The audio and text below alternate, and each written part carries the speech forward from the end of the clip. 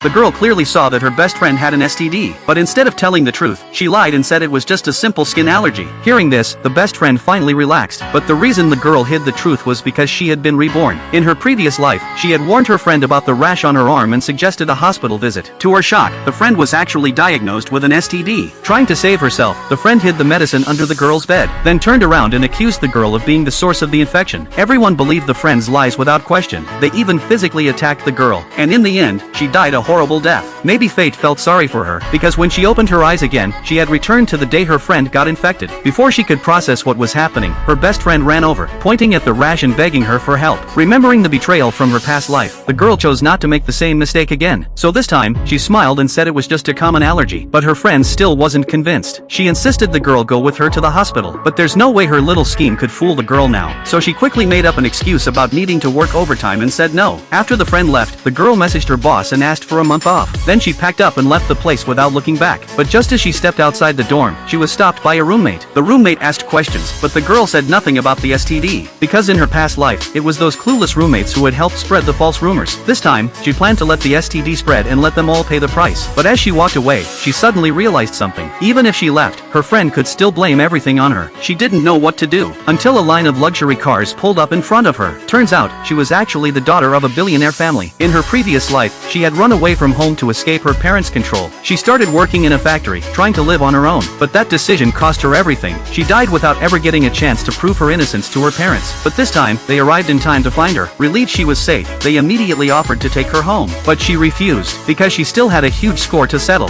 She wasn't going anywhere until her revenge was complete. To be safe, she told her family where she was working. Now that she had their support, there was no way her friend's plan would succeed. But her father was still worried, so he ordered the full acquisition of the factory she worked at. At the same time, the girl had just left a restaurant when she got a call from her best friend. The friend invited her to come back to the dorm, saying she wanted to treat her to a fancy dinner. But the girl instantly knew what that meant. The test results must be back, and now the friend wanted her to take the fall again. That's when the girl came up with the perfect plan. This time, she would make sure her so-called friend paid the price for everything she did.